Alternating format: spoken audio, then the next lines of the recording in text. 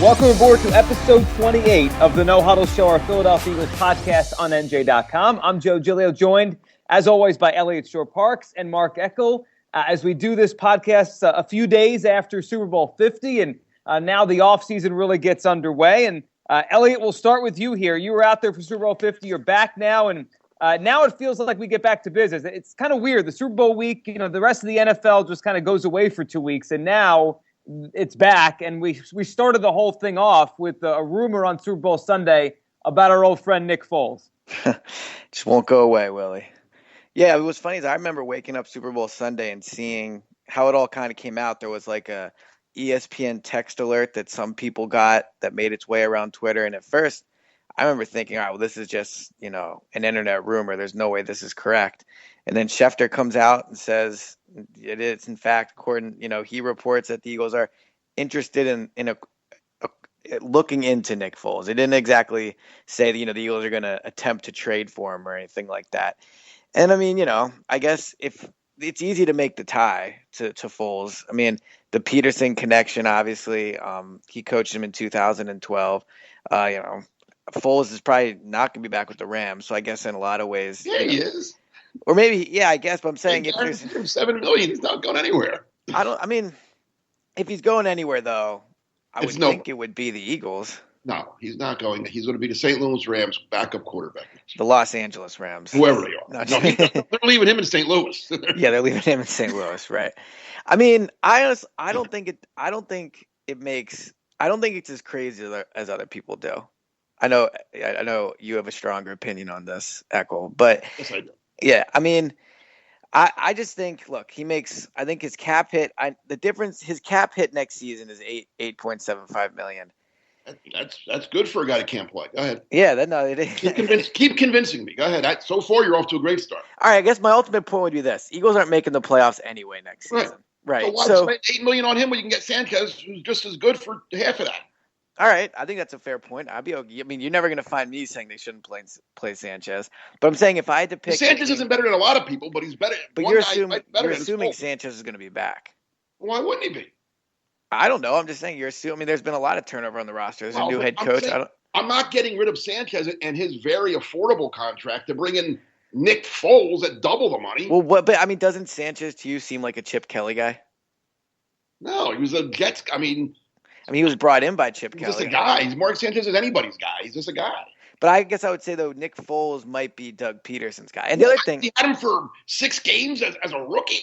Come on. All right. I mean, I'm just saying. But it's no argument I've ever heard. Doug Peterson, he had him. He played not even half a year with him when Peterson was the quarterback coach. Case Daniel might be more of a, God forbid. I mean, Case Daniel, that's another one who's become a legend in Philadelphia. The guy's been a backup for 7 years. He's barely 6 foot tall, and he's the guy everybody loves now. Man, we don't do a podcast for 2 weeks. Get all worked up here, but no, I mean, I do get worked up over this the nonsense of being spouted out about the most important position in the game, and you're talking about Nick Foles and Case Daniel. I agree with you that Nick. Look, I feel like I'm playing devil's advocate a little bit here. Obviously, tell us what you feel. All right. Well, here's what I'm saying. I agree that Nick Foles is not the guy. Obviously, you want to be your long-term. If the Rams cut him, if they cut him flat out, and you can get him for minimum wage, maybe bring him in minimum wage, half, let him compete with. I don't know, but I'm not giving him $8 million. All right. Well, how about this? What if your only 2 options? No. All right. Because I have more than 2 options. This isn't like there's only 2 girls left in the bar. There's a whole sea. All right, but realistically, the Eagles can't pick out of the whole sea. I mean, they can. They can draft. You can sign Scott Tolzien. You can sign Case Daniel. You can trade for somebody else. You can do. But I think there's an argument. Foles is not the only quarterback available. Right, but I think there's an argument to be made that there are. I mean, look, Foles is not a great quarterback by any means. All right, he's not even a good quarterback, but give me Case Keenum since he beat him out. Now the Rams aren't going to let him go, but I mean, but he is familiar. He knows Doug Peterson's offense. He is a good locker room guy, and his teammates do like him. I mean, all right, look, if the Rams said for a 7th round pick, conditional 7th round pick that you never actually convey, I would consider it. Not for that money. All right, let me ask this question. Let me throw this part into the mix, because this is what I've been wondering since the report came out. What does it say that they might have interest in Nick Foles? Like, when you guys heard it, did you think of it as – I laughed out loud, literally. Before you go on, Mark, did you think of it as they might want to bring Nick Foles back to be in the mix to be the Eagles' starting quarterback again? Did you think they might want to bring him in because he is familiar and maybe he'd be a backup to mentor or play until a rookie is ready? I mean, what did the news say to you? The fear I had when I first heard it was, oh my goodness, they're going to bring him back to start. And the last couple of years we've seen he's just not very good. And I think the 27-2 year was a fluke. So, Mark, when you heard it, what did you think they might be thinking if the report is accurate? Joe, I got to be honest, I laughed. I had no idea what they were thinking because it makes no sense to me at all. I know for a fact that Howie Roseman was not a fan of Nick Foles the year they drafted him, 2012, that he wanted Kirk Cousins. Him and his scouting department decided Cousins was the higher rated guy, but Andy Reid, along with Marty Morningwig, both liked Foles better. So there's that. Then in the middle of 2 years ago, the 10-6 non-playoff year when Foles got hurt, I wrote the story that Howie and the Eagles, including Howie, had soured on Foles and they weren't going forward with him and they weren't going to extend his contract. So why do you bring him back now? I mean, no, that's still okay. My initial two things I'd say. One, if you know Andy Reid liked him, then that probably means Peterson does like him, for what it's worth. Okay. But two things off that. Peterson ever have his own opinion about something. I know, I'm just saying. And also, let's be real here. Peterson probably doesn't have the pull to say to Howie. We know Howie doesn't like Foles. I don't know. I don't think he hates him, but he's Right. not a guy. He's not a Howie guy. No, he's not a Howie guy. But if he's a Peterson guy, my point is, does Peterson have it where he can say, "I want Foles as my guy"? I would hope not, because if Peterson is fighting for Nick Foles, then this team's in way worse. I think they're in trouble. If that's the case, then they are the Cleveland Browns, like you wrote Thursday. To go back to Joe's question too, my initial reaction when I first heard the report, and the Eagles have denied it. Right, and the initial report that when I saw it, my initial gut was, well, I guess the Rams are trying to drum up interest in Nick Foles because it's such an obvious tie to make. I mean, if it's like, in any sport, it's like with in basketball, whenever, there's a free agent out there, they always get tied to the Sixers because the Sixers have a ton of money to spend. So it's good for agents to say, yeah, exactly. But my point is, if I'm Nick Foles' agent, right, and I know he's not going to start next year for the Rams, and I know the Rams probably don't want him back, what team do I try to get out there? San Francisco. Yeah, right. Yeah, but I guess my point is, I don't like I said, the Eagles. Who's Nick Foles' agent, by the way? I can't think of it off the top of my head. It's Chip's agent. Yes. It's Chip's agent. But I mean, look, is Nick Foles going to be on the Eagles next year? No, but I will say if he's not on the Rams, the Eagles are probably on the short list of teams that he'll be on. But I don't think he's going to be here. But I will say Kansas City, since Andy loves him so much, and apparently Chase Daniel's going to be in real high demand as a free agent. Well, because the difference is the Eagles don't have a quarterback, whereas the Chiefs are going to have. They're going to need a backup if they lose Daniel. Oh yeah, but you're not going to pay your backup $9 million or whatever it is. No. If he gets cut, nobody's going to pay him more than $1 million. No, agreed. But I'm saying, I don't know what the cap. Rams aren't trading. Nobody's going to trade Nick for Nick Foles. They're in a team in the league going to give you anything for Nick Foles. All right, I'm just saying, I don't think it's the worst thing in the world if you draft a guy at 13 and have Foles as your starter. I don't think that's the worst scenario in the world because you're not winning next year anyway. I'm trying to think of one worse, and I can't right now. What about Sam Bradford as your starting quarterback at $25 million? He's better than Foles? Yeah, he is, but at $20 million a year? All right, let's go into that now because obviously that's what's on everybody's mind is Sam Bradford. And the other thing that I thought of, guys, when I heard the Foles nonsense or rumor or whatever it is at this point was, well, does that mean Bradford's gone? Because if we're going on the premise that the Eagles would have to trade for Foles, like he's not getting cut tomorrow, he might, but right now he's under contract there, then that to me means they're thinking at least about what's next when Bradford leaves, because you're not going to have and Nick Foles on the roster at the same time, especially with Foles under the contract he's at. So, I feel like we have a variation of this conversation all the time, but now where is the thinking with Sam Bradford? Well, I think they've made it pretty clear. I mean, when I was in Mobile for the Senior Bowl, Howie Howie said one day that they're going to basically look around for everything they can before they make a decision on Bradford, which kind of says it all. And then the next day, Doug Peterson said flat out that Bradford told him he wanted to be back. And then I said, well, do you want him back? And Peterson said, I haven't decided yet. So they've made it clear that they're not exactly – I mean, when Chip was here and Chip was still the head coach, I remember – I forget what week it was. It was probably like 13, 14-ish. He said, I want Bradford back. We didn't trade for Bradford to have him 1 year. Well, Chip's gone, and now the Eagles' message is much different. So another thing about the Foles report was on that same report, like literally same tweet, Adam Schefter said the Eagles have decided not to use their franchise tag on Bradford. Well, we knew that. Well, we didn't. I mean, we didn't know that for sure. Right. I mean, it wasn't. I mean, it was common sense. But They're not gonna, you know what? I'm going to break this one. They're not going to use it on Walter Thurman either. there you go. The headlines are writing themselves. Yeah. Listen to this thing. But my point is, They might use it on CG Argatutu though. But my point is though that everyone kind of glossed over that fact because everyone was so wrapped up in the Foles thing. But this is another example of the Eagles kind of distancing themselves from Bradford in terms of because I mean I agree with you they should not use the franchise tag on Bradford, but they could. I mean, if they actually wanted the guy, they could. There's no reason to. There is because then you own his exclusive rights. If you think that's your franchise, I put it this way: if Andrew Luck was set to become a free agent in March, right? Yeah. The Colts would franchise him before they let him negotiate with other teams. Of course they would. Of course they. Okay, but that's my point. That's my point. Sam Bradford's not Andrew Luck. No, I know he's not. But my point is, here's what's going to happen, guys. Okay, go ahead. Let's sum this up for you. The Eagles are lukewarm on Bradford. They would like him, but not at the numbers that his agent's asking for, and certainly not at the franchise tag number, and none of that. And Bradford believes, or his agent Tom Condon believes, that he can get him that kind of money. The Eagles are going to say, all right, go out there and see. If Houston or Cleveland or whoever wants to give you that kind of money, hey, God bless you. Good luck and thanks for the year. If he doesn't get that kind of money, like I believe it was John Clayton told you, Elliot, after the Super Bowl, that right. He wouldn't offer him any more than Foles.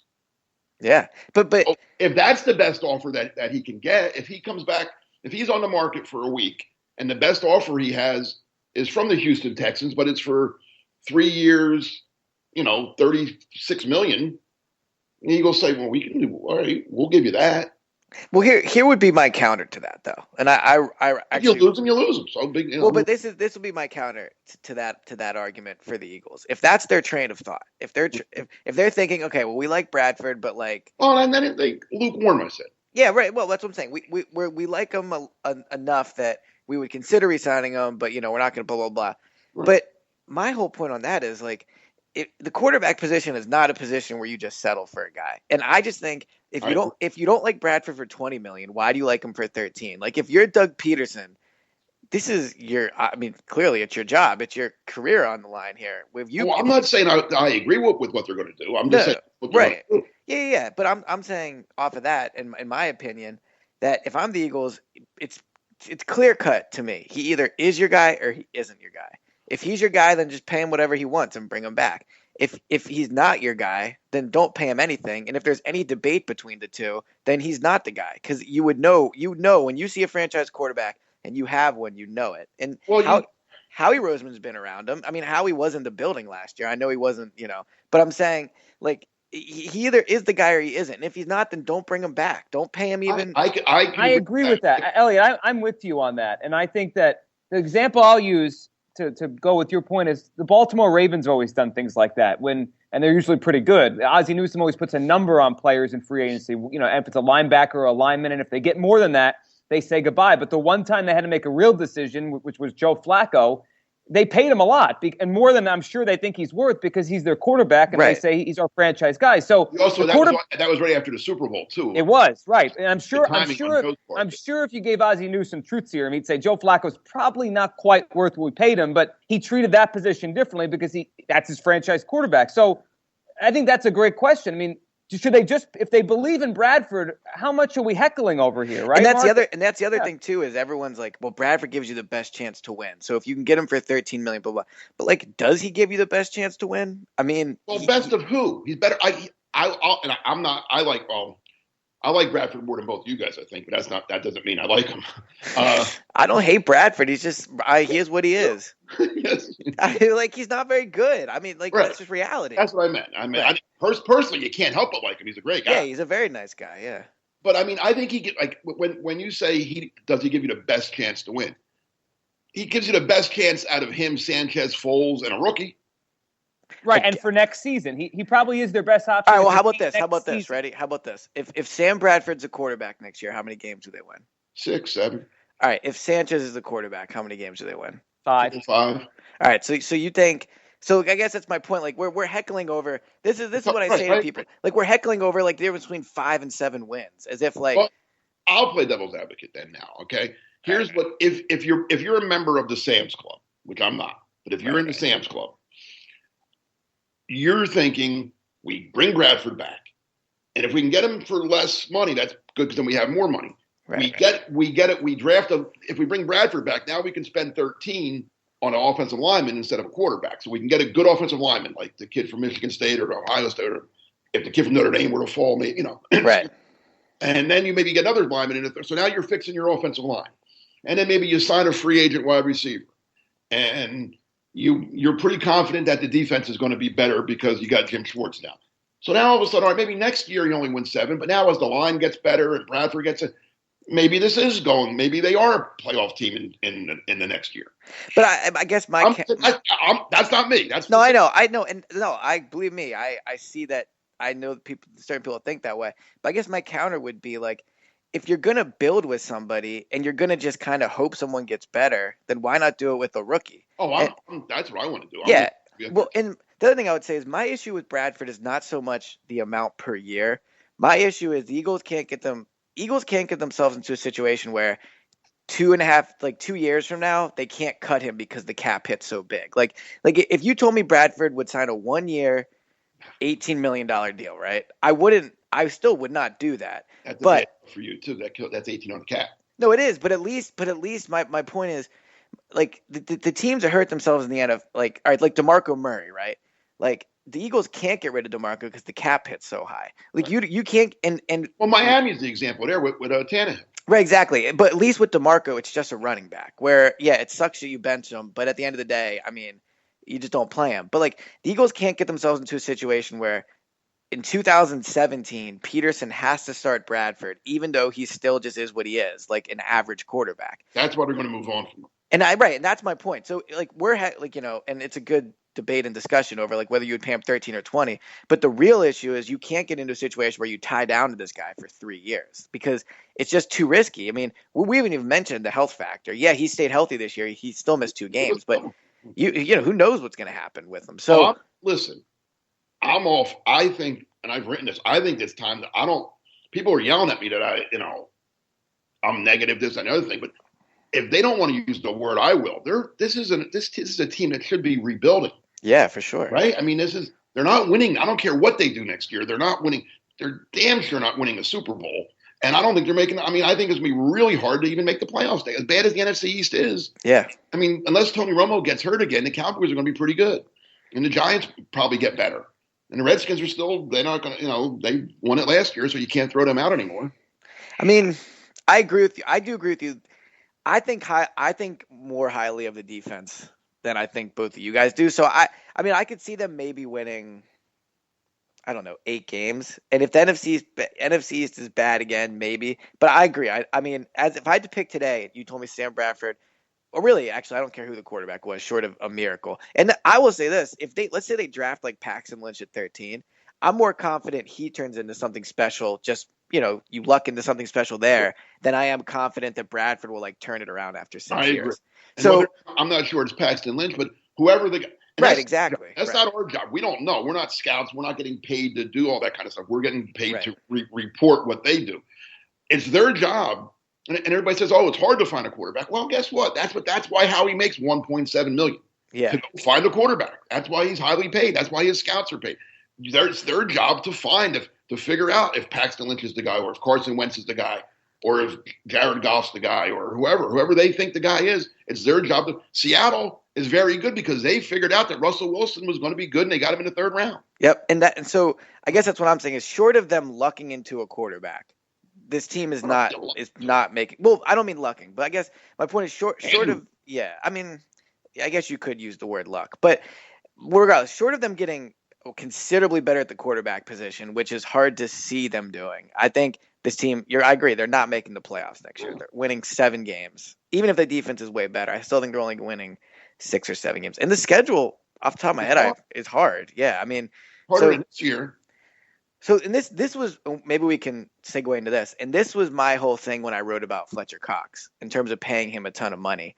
Like, this team is not going to be good for the next year or 2 years until they find a quarterback. So for me, paying a ton of money for a Fletcher Cox or a guy like Bradford, who is not the guy, like why are you paying anybody on this roster huge money right now when you're better off? They're paying everybody huge money now. Well, but no one has a huge cap hit that I can think of. Well, not cap hits, but you just look at cap hits. I mean, money's money. It's coming out of Jeffrey's pocket. That's one right, but cap hits, right? But that's how you. I mean, from my perspective, just because they're not hitting this year, they're going. Vinny Curry's getting 23 guaranteed. It's coming sometime. Yeah, right. But my point is, Lane Johnson's getting all that money. It's coming sometime. It's going to hit him sometime. Yeah, but I mean, I don't. But I guess what I'm saying is like giving certain players where like Fletcher Cox over $50 million guaranteed. Fletcher Cox is a great player, great guy, all those things. Even though he blocked me on Twitter, but that's okay. But I mean, we should get into that in a few minutes. Did you block him?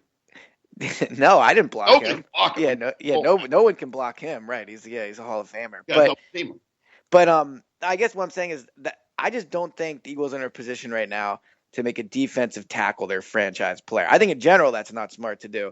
But right now, what's the rush there? Well, let me ask you this, Elliot, if you don't mind. Joe, I don't mind interrupting. You don't mind me taking over here. Go ahead. I just want to ask you like this because I thought about this. You and I talked, off the air. Right. If they can't get a deal done with Fletcher Cox, let's say they've hit an impasse.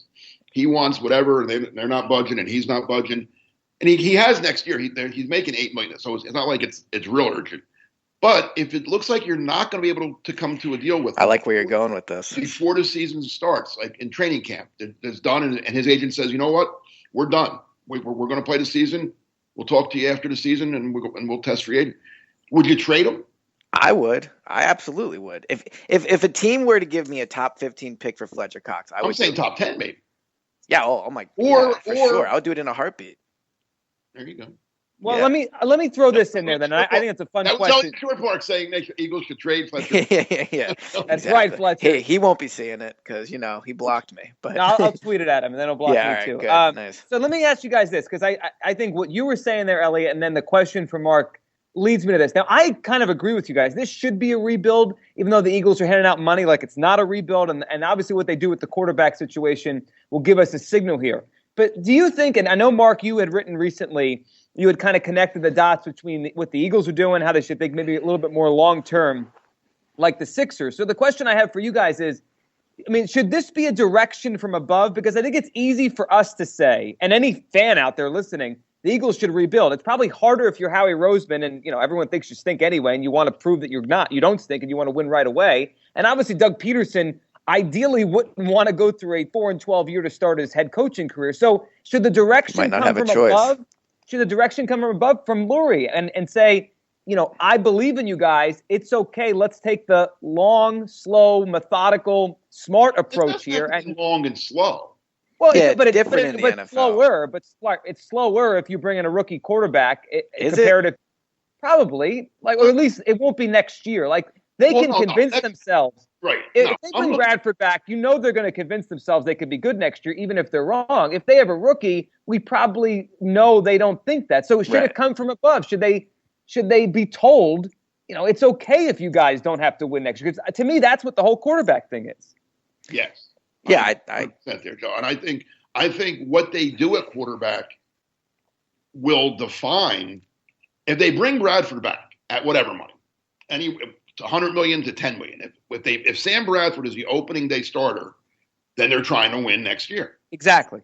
Which makes no sense. I agree. If that's what they're trying to do. They're saying we want to win the NFC East next year and go to the playoffs and take our chances once we get there. If they bring Bradford back, not that Bradford's ever been to the playoffs. What I was going to say, I feel like a win now move would be something like trading your first round pick for Drew Brees, or bringing that would be insane though. Well, but that's my point. Like, that would be a win now move, where it would be like, we're gonna get it. Like, bringing Bradford, and that's not even a win now move. That's just like accepting mediocrity move. That's, you know what I mean? Like, that's not even.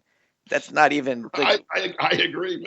But the pro Sam crowd will convince themselves that they're going to win next year. Well, the pro Sam crowd can convince already. themselves of anything, literally anything. If you can convince yourself into Sam Bradford, the Eagles could say they're going to start Mark Sanchez, and by 7 days in, everyone would be okay with it. But, like, I mean, seriously, Bradford's never made the playoffs. So to say it, for the Eagles to be like, oh, like, we're winning now, we're bringing back Bradford. Like, whoa, you're winning 7 games? Is that your win now strategy? Like, he's never made the playoffs. So it's. But I still see your point. I see your point, Joe, that it's if you bring him back, it's different than bringing in a rookie where you're clearly starting a rebuild. I see that point. If they draft a kid at 13, and I don't care which one they draft, if they draft a rookie quarterback at 13, they're telling you, hey, listen, and I think I would hope the fans would be okay with that. That, listen, this year's not going to be. We're not looking to win. We're going to be competitive. We're not going to tank. We're not tanking to get a high pick next year. We're going to play hard, and we're going to see what happens. But we're going to go. We're getting younger. We want to get younger, and we're really shooting for 2017, 2018, 2019. And I think fans would be okay with that. I do too. I'm not a fan, but I would be if that was my. I would say okay, because listen, what they're doing now hasn't worked.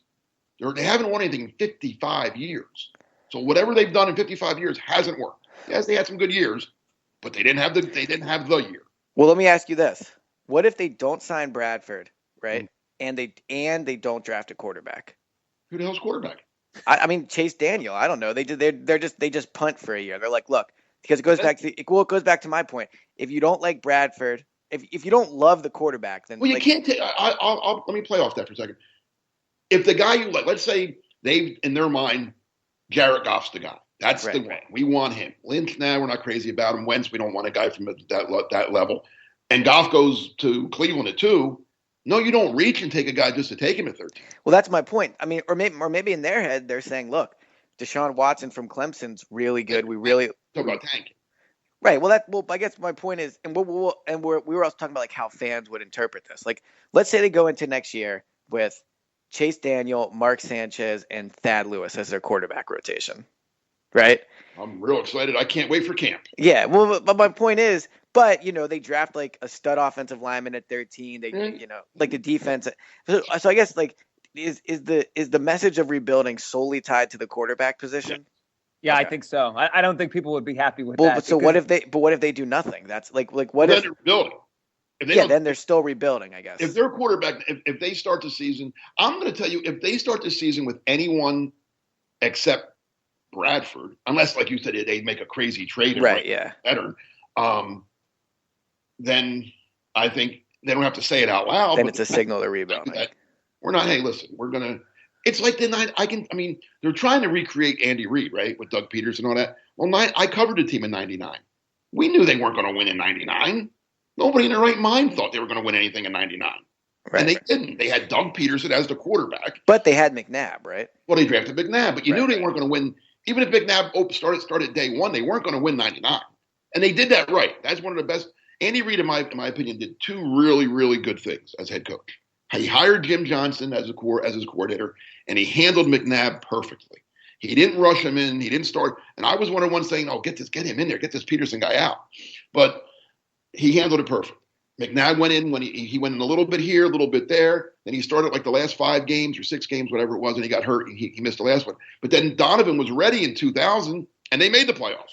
And see, this is why I think people that say like, oh well, if you sign Bradford, you can still draft a quarterback. Like, no, unless you're talking about taking a quarterback in like the 5th or 6th round. But I mean, but that guy going to right. Well, that's my point. If you bring Bradford back and you draft someone in the 1st round, that would be a massive mistake. They would never do, even in the 2nd round. Well, they don't have a 2nd round pick, but well, yeah, Bradford's their 2nd round pick. But but I guess like if you bring Bradford back, he's the guy. Like you can't draft a guy and bring Bradford back. So. I mean, that wouldn't make sense because then you're not getting any better. You're not making it. If you bring Bradford back, you're trying to win.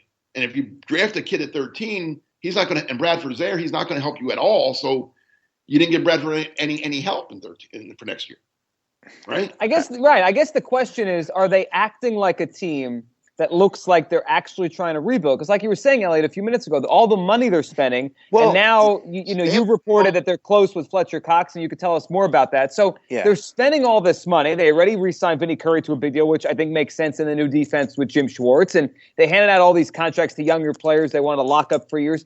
Are these two things in your mind separate, or do they go together? Like, I think would you re-sign these guys anyway, or is it all tied into where you think your team is? I think the contracts they're signing, except for Brent Selleck, that's more of the one like kind of win now. We still want to have a decent roster move. He helped them out cap-wise, didn't he?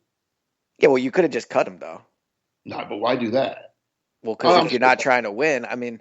If you're not trying to win, right? Like if you're rebuilding, why do you need a 30-something linebacker? Like to keep you the analogy, like the Sixers. The guy that knows the offense. Well, right, but my point is like the Sixers would never do something like that. If we're using them as the model of rebuilding, just like the Sixers, but yeah, all right, but all right. Well, what I was gonna say also was like Vinny Curry, Lane Johnson, Zach Ertz, like these are guys you want to lock up anyway, and I think clearly they think Vinny Curry's value is going to skyrocket, and that's why they gave him this deal. And I think they think the same thing of Ertz and Lane Johnson because, Lane Johnson, they paid basically, left tackle money, even though he plays right. And Vinny Curry's never really started. I mean, these guys that they think are going to rebuild. Now, with Fletcher Cox, and to go into the report, what I reported was that they were close and that he was going to get over $50 million guaranteed from what I heard, and that that's what he's looking for. Over $50 million guaranteed, and his cap hit could be around $15 or $16 million.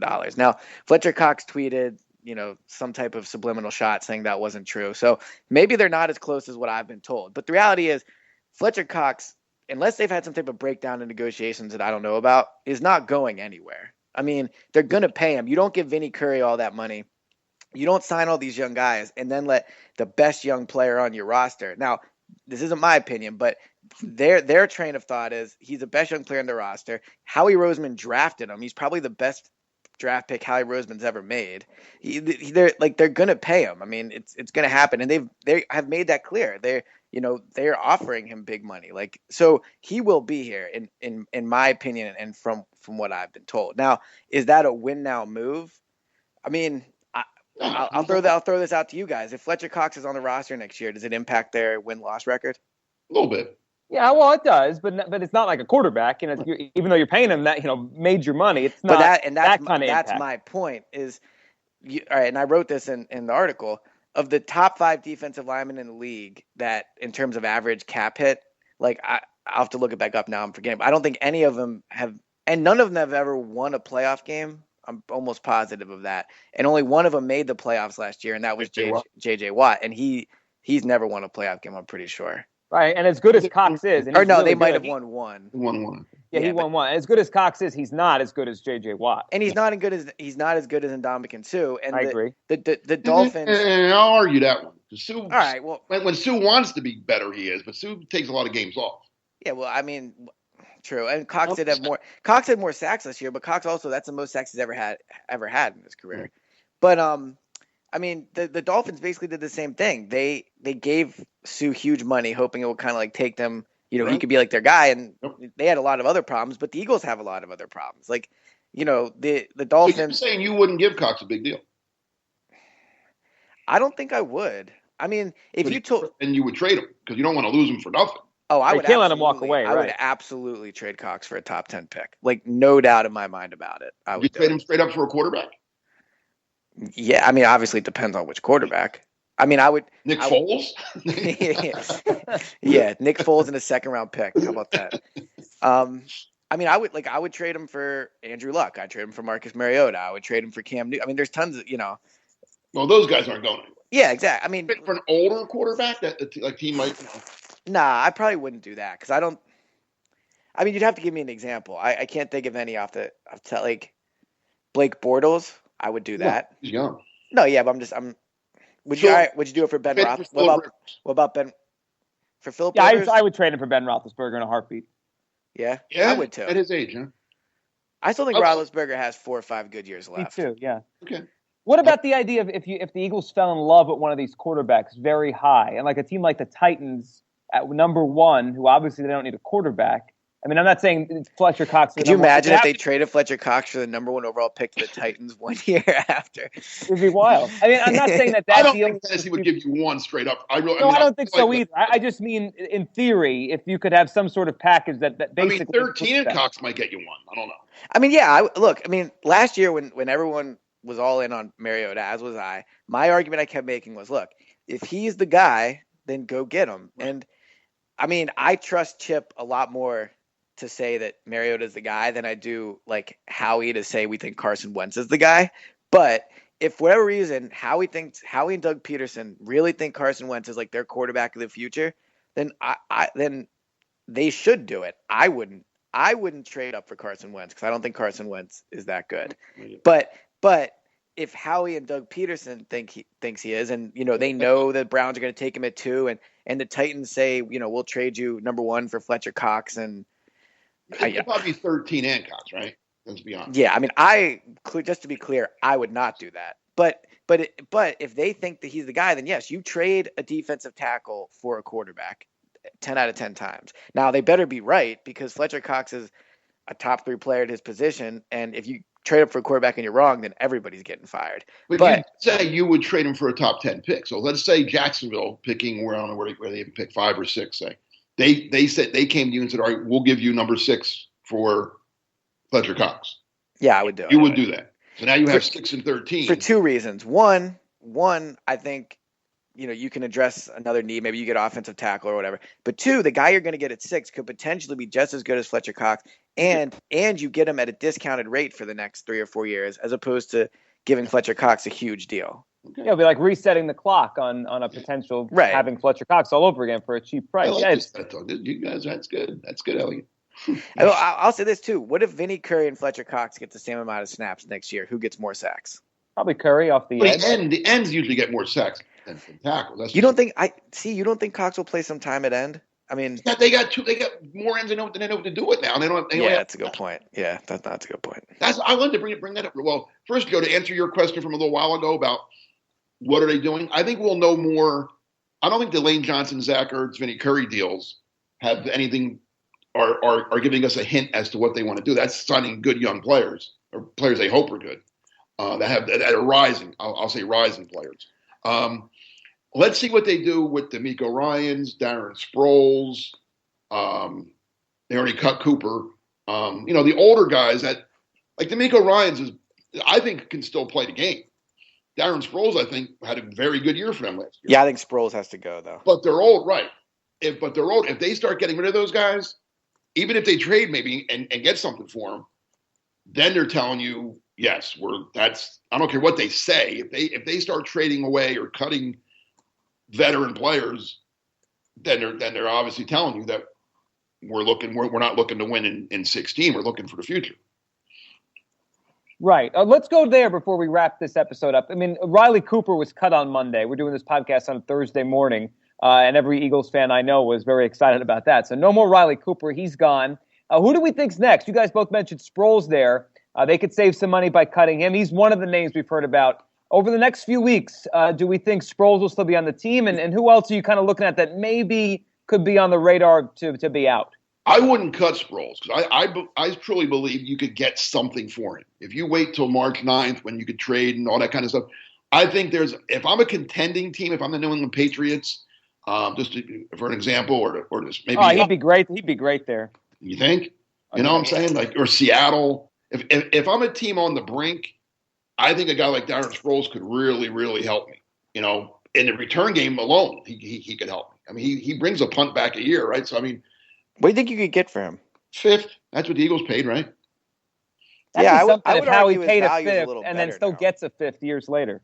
Yeah, I mean, or maybe you move up. Maybe you use him in a 5th gets you a 4. Him in one of your 3rds gets you back into the 2nd. Yeah, I think that's a good deal.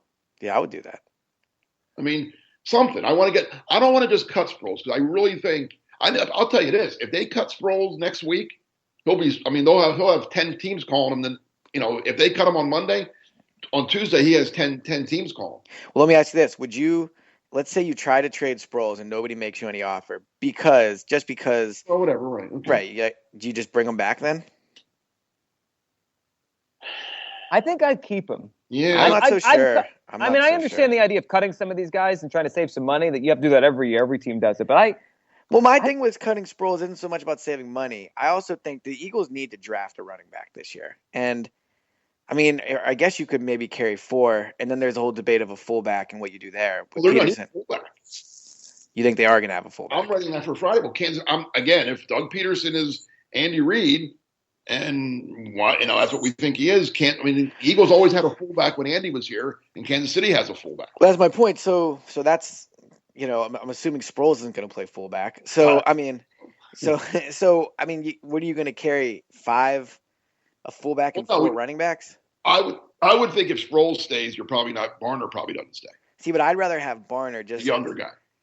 Yeah, maybe not Barner, but I think they should draft a guy and give him Sproles. But I don't think Sproles, and I don't know this is just my opinion, I don't think Sproles would want to be back. I mean, I think he'd rather go to a contending team where he might be right, as opposed to being the 3rd string running back behind DeMarco and Ryan Matthews again. And I guess he returns punts, but what's fun is to return punts for a 4-12 team. I agree. I think you're doing Sproles I think it's a win-win, right? If you trade him to Seattle or New England or I'm just throwing teams out there that I think might need that kind of help. It's a win-win. I mean, it's great for him. He gets to maybe go to a Super Bowl one time before he's done. He's never been to one, right? So maybe the Sproles thing comes back to what we were talking about the whole time. What do the Eagles think they are? If they think they're going to be a contender next year, then I bet they keep him. If they don't, they're going to move on. They'll move on or they'll trade him. I think it's all about. I feel like this offseason is about self-awareness for the Eagles. Do they know what they are? And if they don't, Sam Bradford's going to get a big contract, and Darren Sproles will be here next year. Right. Well, I hope they know they're not any good, because that's going to – There's the self-awareness they need to hear. If they read NJ.com, I think they're pretty well aware that they're not, we don't think they're going to be very good. A little dose of reality. All right, guys, this was a fun one. We'll be back and do it soon. And so we have the Combine coming up in a couple weeks, right? Is that the last week of February? Yeah, I go out there the 23rd. Yeah, it's like the last week, roughly, yeah. Hey, right, so my boy for me, Elliot. I got to get my boy out there now. My new man crush, right? Hogan? Kevin Hogan, quarterback at Stanford. That's my guy. Well, best quarterback in this class, Mark? Next podcast, we should talk about it. Out there. I went a little overboard maybe, but it was more of an indictment of the rest of the class than it was. I'll tell you who he's definitely better than. The kid from Penn State. I'll tell you that right now. Kevin Hogan is better than a Hackenberg. No doubt about it. All right. Hackenberg, the only good college quarterback that his offense wasn't any good in college. Right. Exactly. But Sam Bradford. He's Sam Bradford of college. Hey, all I know is Kevin Hogan threw 4 touchdown passes. Anybody that throws 4 touchdown passes against Notre Dame is fine by me. There you go. That's how we wrap this one up. Guys, this was a fun one. Appreciate you doing it. Thanks, Elliot. Yeah, talk to you soon. Thanks, Mark. Thank you, Joe. And thanks to all of you for listening to episode 28 of the No Huddle Show. Make sure to follow the show and subscribe on iTunes, Stitcher, SoundCloud, and of course tweet us at the No Huddle Show, and we'll let you know when all the newest episodes are up on iTunes and everywhere else, and of course on NJ.com. Thanks for listening.